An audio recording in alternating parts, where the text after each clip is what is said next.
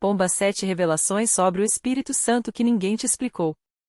Há uma presença que move o invisível, que sussurra onde o silêncio parece absoluto e que transforma o comum em sagrado sem fazer alarde. Não é uma força impessoal, nem uma energia abstrata, é ele, o Espírito Santo, a pessoa divina que muitos mencionam, poucos compreendem e ainda menos experimentam em sua plenitude. As Escrituras falam dele como vento, fogo, água viva, selo, penhor, consolador, mas por trás dessas imagens há realidades tão profundas que, quando reveladas, mudam tudo.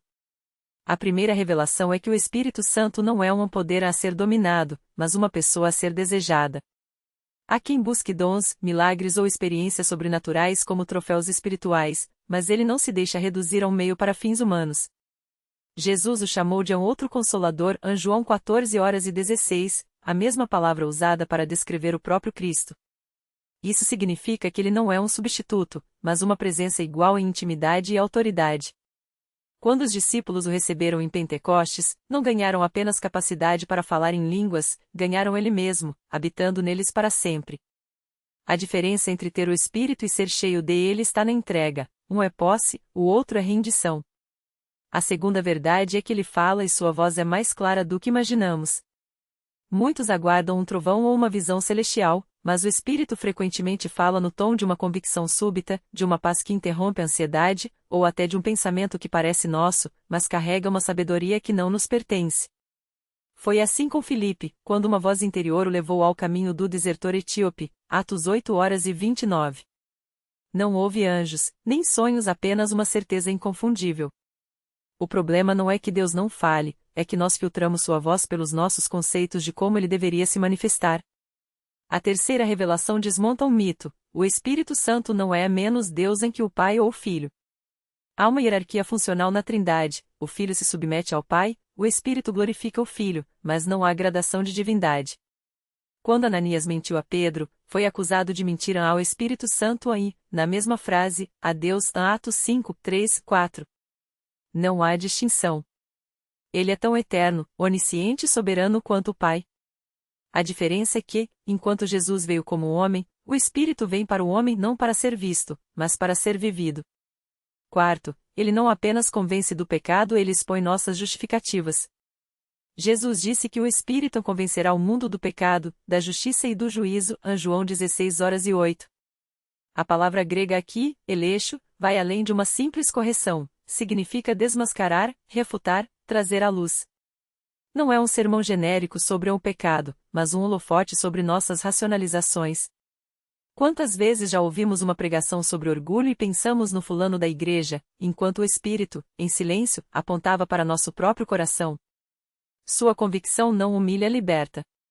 Porque só o que é exposto pode ser curado. A quinta verdade é chocante: o Espírito Santo pode ser entristecido. Efésios 4:30 diz para não o entristecermos ao Espírito. Uma pessoa divina, onipotente, sentir tristeza? Sim, porque o amor verdadeiro é vulnerável. Imagine um pai que prepara um banquete para o filho, e este, sem olhar nos seus olhos, sai para comer migalhas na rua. A dor não está na ofensa, mas na rejeição do que foi oferecido. Cada vez que escolhemos a amargura sobre o perdão, a mentira sobre a verdade, ou a autossuficiência sobre a dependência dele, algo em seu coração se contrai. Não por fragilidade, mas por amor não correspondido. O sexto segredo é que ele ora em nós com gemidos que palavras não alcançam. Romanos 8:26 revela que, quando não sabemos orar, o próprio Espírito intercede por nós com gemidos inexprimíveis. Não são línguas angelicais nem fórmulas místicas, são suspiros divinos, a linguagem do coração de Deus traduzida em nossas limitações. Já sentiu aquele peso no peito em meio à dor, aquela dor que não vira palavras? Era ele, levando suas fraquezas ao Pai em uma língua que o céu entende. A oração mais poderosa não é a que dominamos, mas a que nos domina. Por fim, a sétima revelação: o Espírito Santo é o grande esquecido da Trindade. Adoramos o Pai, celebramos o Filho, mas muitas vezes tratamos o Espírito como um adendo anteológico. No entanto, foi ele quem gerou Jesus no ventre de Maria, Lucas 1:35, quem ungiu Cristo para o ministério, Lucas 4:18, quem ressuscitou Jesus dentre os mortos, Romanos 8:11, e quem, hoje, faz de nós as cartas de Cristo, 2 Coríntios 3:3. Sem ele, a Bíblia é um livro morto, a igreja é um clube social, e a fé vira moralismo. Todo avivamento genuíno na história começou quando alguém, em algum lugar, redescobriu que o Espírito não é um conceito, é uma pessoa que quer ser conhecida. E ele está aqui. Agora. Não como uma teoria, mas como fogo que não se apaga. A sala estava em silêncio, mas não o silêncio vazio dos lugares abandonados, era o silêncio tenso de quem sente o chão tremer sob os pés. As velas, antes imóveis, agora dançavam sem vento, e as sombras nas paredes se esticavam como dedos buscando tocar algo além do visível. O ar cheirava a mirra e a algo mais antigo, algo que não tinha nome, apenas presença. Ele não chegou com trombetas, nem com um raio partindo os céus. Veio como vem o suspiro depois de um longo pranto, inevitável, profundo, transformando o que estava quebrado em algo que ainda não tinha forma. Alguns sentiram calor nas mãos, outros um peso no peito, como se o coração, de repente, tivesse se tornado demasiado grande para a caixa das costelas. Um homem ao fundo começou a chorar sem motivo aparente, e suas lágrimas, ao caírem no chão de pedra, faziam um som que não era de água, mas de algo sólido se partindo. Não me invocastes, disse a voz, não para os ouvidos, mas para aquele lugar dentro da alma onde as palavras se tornam carne. Vós me tolerastes. Me estudastes. Me reduzistes a dons, a línguas, a êxtases passageiros. Mas eu não sou um poder que se domina. Sou o poder que vos desfaço para vos refazer. As páginas dos livros sobre a mesa se agitavam, não pelo vento, mas como se algo as folheasse com dedos invisíveis. Os nomes escritos ali, Agostinho, Tomás, Lutero, Wesley, tremiam sob uma luz que não vinha das velas. Era a luz que precederam a haja luz, a mesma que ardia no meio do trono de Deus, agora revelando que aqueles homens haviam apenas entrevisto, que a teologia mais brilhante não passa de palha quando confrontada com o fogo que consome sem reduzir a cinzas. Uma mulher, até então imóvel, levantou-se. Seus olhos não refletiam a luz e eles emitiam. Não era êxtase, era reconhecimento. Ela tinha sido batizada aos 12 anos, confirmada aos 15, ordenada aos 30, e em nenhum daqueles momentos compreenderá que o Espírito não era um selo de aprovação, mas um incêndio. Agora, enquanto as lágrimas lhe queimavam o rosto, ela soube, todas as suas orações meticulosas, todos os sermões bem estruturados, todas as doutrinas decoradas haviam sido como oferecer areia a um sedento. Ele não queria suas palavras. Queria ela. Desperta, ó norte, e vem, ó sul, assopra sobre o meu jardim. A voz citava o cântico como quem desenterra uma espada antiga. Que as suas especiarias fluam. Entre no meu jardim, minha irmã, minha noiva, colha o seu mel, beba o seu vinho com o meu leite. E então veio o vento. Não o vento que dobra árvores, mas o que dobra joelhos. Não o que arrebata folhas, mas o que arrebata almas. As janelas estremeceram, não por uma força exterior, mas porque a realidade dentro da sala tinha se expandido além dos limites da matéria. Alguém gritou não de medo, mas porque o peito não comportava mais o que estava acontecendo. Outro riu, um riso que não era humano, porque nenhuma criatura pode rir assim quando vê o véu entre os mundos se rasgar como um pergaminho velho. As Bíblias sobre a mesa se abriram sozinhas, não em passagens aleatórias, mas em João 16, ele me glorificará, porque receberá do que é meu e vô-lo anunciará. As letras pareciam mover-se, não na página, mas dentro dos que liam, como se as palavras estivessem sendo escritas diretamente em seus espíritos. E de repente, todos souberam, o Espírito não era um intérprete de Cristo. Ele era Cristo desdobrado neles, a mesma vida que animara o corpo do Nazareno agora pulsando em suas veias, não como uma memória, mas como uma presença atual. Vós me dividistes, continuou a voz, e desta vez havia uma dor nela, não a dor da ofensa, mas a dor de um pai cujos filhos se contentam com migalhas quando a mesa está postada. Dizeis, este é o espírito da santificação, este é o espírito da profecia, este é o espírito do poder. Mas eu sou um. Assim como o Pai é um, assim como o Filho é um, eu sou um. E meu nome não é Andom, nem unção, nem experiência. Meu nome é aquele que faz novas todas as coisas. Um homem, até então cético, segurou a cabeça entre as mãos. Não por dúvida, mas porque, pela primeira vez, via. Via os fios invisíveis que conectavam cada oração já murmurada, cada lágrima derramada em segredo, cada ato de amor esquecido, todos tecidos numa tapeçaria viva, respirante, que era o corpo de Cristo. E soube, com uma certeza que ultrapassava a razão, que o Espírito não era um terceiro na Trindade, mas o laço que tornava um em três e os três em um, o sopro que transformava a matemática divina em misterioso abraço. O que fareis agora, não era uma pergunta. Era um convite. Um desafio. Uma espada cravada no chão entre eles e o resto de suas vidas. E o fogo, que nunca se apaga, começou a queimar. O homem levantou-se lentamente, como se seus ossos tivessem sido substituídos por algo mais leve, algo que não obedecia às leis da gravidade comum. Seus dedos, ainda trêmulos, tocaram o ar à sua frente, e ele sentiu não como um formigamento, mas como uma corrente o peso daquilo que agora sabia. Não era um conhecimento acumulado, mas uma memória, a lembrança de que, em algum lugar além do tempo, ele já havia estado ali, de joelhos, diante dessa mesma chama que agora dançava entre as sombras da sala. Do lado de fora, a cidade continuava seu ritmo surdo, indiferente. Carros buzinavam, pessoas discutiam preços no mercado, crianças riam em praças sujas de pombos. Mas para ele, tudo aquilo era como um sonho mal contado, um eco distorcido de uma realidade mais densa. O verdadeiro mundo não estava lá fora. Estava aqui, neste quarto simples, onde as paredes pareciam se dissolver em névoa dourada a cada respiração. Não à volta, murmurou, não para si mesmo, mas para a presença que enchia o espaço sem ocupá-lo. Não era uma lamentação. Era um fato, tão concreto quanto o chão que já não sentia sob os pés. Algo se moveu no canto da sala. Não uma figura, não uma forma, mas uma intenção como se o próprio ar se dobrasse para revelar um caminho. Ele não viu um rosto, mas soube que era observado. Não com curiosidade, nem com julgamento, mas com uma expectativa antiga, como a de um pai que aguarda o primeiro passo de uma criança.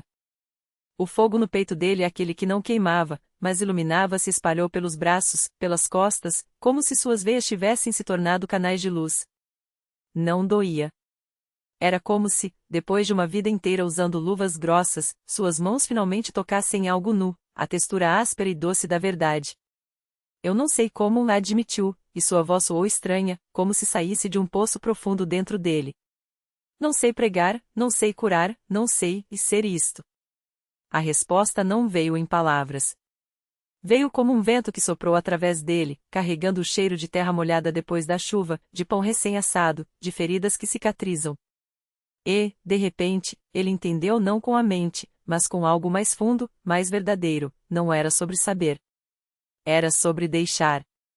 Deixar que a chama consumisse o medo. Deixar que o sopro movesse seus passos. Deixar que um ó fazendo três o levasse onde ele quisesse. Ele fechou os olhos. Quando os abriu, não estava mais sozinho. Não que houvesse alguém ali, exatamente. Mas o quarto agora pulsava com uma multidão invisível, os que haviam caminhado antes, os que caminhavam agora, os que ainda viriam. Suas vozes não eram sons, mas cores, um coro de azul profundo e vermelho sangue, ouro derretido e verde de brotos novos. E todas cantavam a mesma música, uma melodia que ele reconheceu instantaneamente, embora nunca a tivesse ouvido, a canção do sim. Então eu vou, disse, e suas palavras foram engolidas pelo silêncio que não era ausência, mas plenitude. Quando saiu pela porta, a cidade não havia mudado. Mas ele sim. E onde pisava, a terra lembrava. A rua se estendia diante dele como um corpo adormecido, respirando devagar. As pedras do calçamento, gastas por séculos de passos, agora pareciam reconhecê-lo, uma leve vibração sob as solas dos pés, como se o chão sussurrasse sim, sim, sim a cada passo. Não havia vento, mas as folhas das árvores tremiam, e as sombras dos postes de luz se alongavam em direções que não obedeciam ao sol. Ele não escolheu o caminho o escolheu. Virou à esquerda na primeira esquina, onde uma parede descascada exibia, entre as rachaduras, o contorno de uma mão que não estava lá. Toque-a, disse uma voz que não era voz. Quando estendeu os dedos, a tinta, se é que era tinta, aderiu à sua pele como pó de estrelas, quente e leve. Ao afastar a mão, a marca permaneceu no ar por um instante, um vulto dourado que se dissolveu em fumaça doce. Mais adiante, uma praça. No centro, o banco onde costumava sentar-se nos dias em que ainda acreditava que o tempo era algo a ser preenchido. Agora, alguém ocupava o lugar, uma figura encapuzada, imóvel como uma estátua de sal. Não havia rosto sob a capuz, apenas uma penumbra que se movia devagar, como água escura em um poço. Você também ouve? Perguntou, embora soubesse que não era uma pergunta. A figura inclinou a cabeça. Do vazio onde deveria estar a boca, emergiu um som que não era palavra, mas que significava sempre. O ar entre eles tremeu, e por um segundo ele viu não uma pessoa, mas uma teia-fios de luz conectando-a a outros pontos distantes, outros corpos, outras praças, outros bancos. Todos eles, nodos de uma mesma respiração. Eles estão esperando, disse a figura, e desta vez a voz era um coro de vozes, algumas conhecidas, outras ainda por nascer. Você sabe onde? Ele sabia.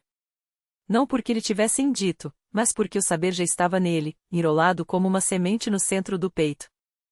Seguiu em frente, e a cada passo a cidade se revelava menos como um lugar e mais como um organismo. As janelas piscavam como pálpebras, os muros exalavam um cheiro de terra úmida, como após a primeira chuva, os fios elétricos zumbiam com canções que só ele conseguia ouvir. Chegou ao edifício sem nome, aquele que todos evitavam sem saber porquê. A porta, que sempre estivera trancada, abriu-se antes que tocasse a maçaneta. Dentro, não havia escadas, mas uma rampa em espiral que descia ou subia, dependendo de como se olhasse. Ele desceu. Ou subiu. O ar ficava mais denso a cada volta, carregado do perfume de algo antigo e vivo, como o interior de um templo esquecido onde ainda se queimam incensos. No centro da espiral, uma sala circular. No centro da sala, um poço. E no poço, não escuridão, mas uma luz que não cegava, branca e preta ao mesmo tempo, como o espaço entre um piscar de olhos e outro. Ali, agachadas ou de pé ou flutuando, estavam as outras versões de si mesmo, aqueles que haviam dito sim antes, aqueles que diriam sim depois. Alguns o reconheceram com um aceno, outros choravam em silêncio, um deles ria, e o riso era um sino que faziam soar as paredes. Você chegou, disseram todos ao mesmo tempo, e suas vozes eram a mesma voz, apenas em estágios diferentes de desabrochar. Ele entrou no poço. Não caiu. Não subiu. Simplesmente esteve, e o esteve era suficiente. Do lado de fora, a cidade continuou como sempre.